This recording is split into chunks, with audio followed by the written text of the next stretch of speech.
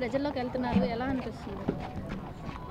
రా కదలిరా అని ఈ రోజున నారా చంద్రబాబు నాయుడు గారు కృష్ణా జిల్లా తిరువూరులో ఈ ప్రోగ్రాము చేయటం జరిగింది. మరి బ్రహ్మాండమైన స్పందన మరి ఈ రోజున ప్రతి ఒక్కరు కూడా చూస్తూ ఉన్నారు.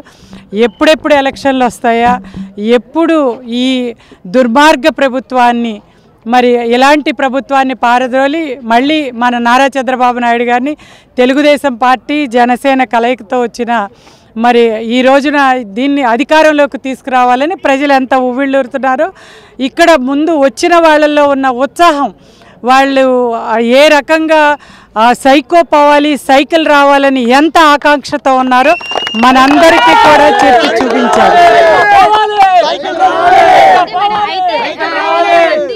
ఈ సభకు వచ్చారు, కొంతమంది ఇప్పుడు ప్రభుత్వానికి వ్యతిరేకంగానే నడుస్తున్నారు. మరి బాబు అయితే చంద్రబాబు గారు అయితే అనేక మేనిఫెస్టోలో ఆల్రెడీ 6 ప్రకటించారని చెప్పారు. ఇంకా ఏమేమి రాబోతున్నాయి, ప్రజలకు ఏ విధంగా చేయబోతున్నారు? బాబు షూరిటీ భవిష్యత్ గ్యారంటీ అనే ఒక కార్యక్రమం ద్వారా ఈ రోజున ప్రజల్లోకి వెళతాం మనందరం కూడా చూస్తూ ఉన్నాం. ఇప్పటి వరకు మరి ఈ మేనిఫెస్టోలో చక్కటి పథకాలని కూడా ప్రవేశపెట్టడం జరిగింది, మనందరం కూడా చూసాం. ఇవాళ అమ్మకు వందనం అనే పేరుతో ఎంతమంది బిడ్డలుంటే అంతమందికి 15,000 రూపాయల చొప్పున మరి అకౌంట్లో వేయటం, అంతేకాకుండా నెలకి 1,500 చొప్పున 18 ఏళ్ళు దాటిన ఎంతమంది ఇంట్లో ఉంటే అంతమందికి ఇవ్వటం. అదేవిధంగా మరి కృష్ణా జిల్లాలో ఎక్కడికి వెళ్ళినా బస్సులో ఉచిత ప్రయాణం, యువతకి ఉద్యోగాలు, మరి గ్యాస్ సిలిండర్లు 3 గ్యాస్ సిలిండర్లు, ఈ రకంగా ఒక చక్కటి పథకాలని ప్రవేశపెట్టడమే కాకుండా ఏదైతే ఈ 5 సంవత్సరాలు విధ్వంసకరమైన పాలనని నడిపిందో ఈ ప్రభుత్వం, ఆ విధ్వంసమైన పాలనని బయటికి పంపటానికి ప్రజలు చాలా సిద్ధంగా ఉన్నారు. ఇవాళ కేవలం కేసులు, జైళ్ళు తప్పించి ఈ ముఖ్యమంత్రి గారికి ఒక పాలన అభివృద్ధి అనేదే చేతకాలేదు. అభివృద్ధి చేతకాకపోతే సరిపోయింది, కానీ ఈ రోజున ఆయన చేసిన పనులు ఎన్ని వినాశనకరమైన పనులు అంటే ఒక అడ్రస్ లేని రాష్ట్రంగా తయారు చేశారు. అమరావతి రాజధానిగా ఆ రోజున అసెంబ్లీలో నేను మాట తప్పను మడం తిప్పనని చెప్పి కనీసం 30,000 ఎకరాలు ఉండాలి అని చెప్పి ఇవాళ అధికారంలోకి రాగానే 3 రాజధానులు పల్లవెత్తుకున్నారు. కనీసం 3 ఇటుకరాళ్ళు కూడా వేయని పరిస్థితి. మరి అదేవిధంగా రైతన్నలకి పోలవరం ప్రాజెక్టు పట్టిసీమ ద్వారా ఆ రోజున మనం నీళ్ళు ఇస్తే అవన్నీ కూడా ధ్వంసం చేసిన పరిస్థితి. మరి అదేవిధంగా యువతకి ఉద్యోగాలు లేకుండా చేశారు, ఇండస్ట్రీలన్నీ వెళ్ళిపోయినాయి.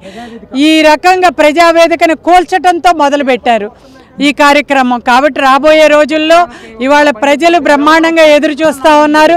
అంతేకాకుండా ఈయన ఒక మాట చెప్తారు, నేను యేసుక్రీస్తుని అని చెప్పి హోర్డింగ్లు వేసుకుంటా ఉన్నారు, మరి బైబిల్ పట్టుకుంటా ఉన్నారు. దానిలో ఏం చెప్తున్నారు, 5 రొట్టెలు ఇవాళ అందరికీ తెలుసు, 3 చేపలు ఉంటే దాన్ని మరి ఆయన ఒక పవిత్రమైన యేసు టచ్ చేస్తే 5,000 మందికి ఫుడ్ పెట్టడమే కాకుండా ఇంకా 12 గంపలు ఎత్తానని చెప్పి. కానీ మరి ఈయన ఏం చేశారు, ఈయన వచ్చి చక్కగా ఆ రోజున చంద్రబాబు గారు విభజన చెందిన రాష్ట్రంలో అప్పులు చెందిన రాష్ట్రాన్ని అప్పచెప్తే ఆయన ఒక వెండి పళ్ళెలో, బంగారు పళ్ళెలో ఒక రాజధానిని, మరి ఒక ఏదైతే పోలవరం ప్రాజెక్టుని, ఉద్యోగాల్ని అన్నింటినీ ఇస్తే ఈయన దాన్ని ఒక చిల్లుల కుండలాగా తయారు చేశాడు. ఈయన బుచ్చుకుని ఏం చేశాడు దాన్ని, ఆ రోజున ఆయన యేసుక్రీస్తు ఇలా చేయి తాకితే 5,000 మందికి భోజనం, 12 గంపలు ఇంకా మిగిలిపోయాయి. కానీ ఈయన ఆ బంగారు పళ్ళెం, చంద్రబాబు గారు ఏదైతే బంగారు పళ్ళాన్ని తయారు చేసి అక్కడ పెడితే ఆయన దీన్ని తాకి దాన్ని ఒక చిల్లుల కొండలాగా తయారు చేసి ఇవాళ పూర్తిగా అప్పుల ఆంధ్రప్రదేశ్ చేసి పెట్టారు. మరి ఇవాళ అది ప్రజలందరికీ కూడా అర్థమైపోయింది. అయితే టీడీపీ అభ్యర్థులను ఏమైనా ప్రకటించారా, అలా చంద్రబాబు మీతో ఏమైనా చర్చలు జరిపారా? అది తగిన సమయంలో ఆయన తగిన నిర్ణయం తీసుకుంటారు. కాబట్టి ఇవాళ నాయకులందరూ కూడా ఎవరైతే ప్రతినిధులు ఉన్నారో ప్రజాప్రతినిధులు కానీ నాయకులందరూ చాలా సంయమనంగా ఎదురు చూస్తూ ఉన్నారు. ఆయన అన్ని రకాలుగా ఇవాళ 40 ఏళ్ల పాటు రాజకీయ జీవితం ఉంది. మరి ఈయన 13 సంవత్సరాలు ఇవాళ ముఖ్యమంత్రిగా పనిచేశారు, ప్రతిపక్షంగా పనిచేశారు. మరి ఆయనకి ఎవరెవరిని నిర్ణయిస్తే ప్రజలకి న్యాయం జరుగుతుంది. ముఖ్యంగా ఆంధ్ర రాష్ట్ర ప్రజలకి న్యాయం జరగాలంటే ఎవరు ఏ పదవుల్లో ఉండాలో ఆయనకి తెలుసు. కాబట్టి ఈ రోజున ప్రజాప్రతినిధులందరూ చాలా సమయం. అయితే టీడీపీ నుండి కేశినేని నాని రాజీనామా ప్రకటించే అవకాశం ఉందని ఆయన నిన్న స్పష్టం చేశారు. దీనిపై మీరేమంటారు? భవిష్యత్తు అన్నీ నిర్ణయిస్తుంది. అంటే ఈ సభకు కూడా రాలేదు కదా, దీన్ని బట్టి చూస్తే ఆయన నిజంగా టీడీపీని వదిలి వెళ్తున్నారా మేము అనుకోవచ్చు? అది భవిష్యత్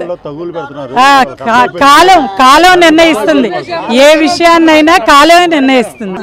బహుశా వాళ్ళు విని ఉండరు, మనం గత మహానాడు జరుపుకున్నప్పుడు ఆ మేనిఫెస్టోలోనే ఇవన్నీ కూడా ప్రకటించడం జరిగింది. ఉచిత బస్సు సౌకర్యం అనేది ఆ రోజునే మనం నిర్ణయించడం అనేది జరిగింది.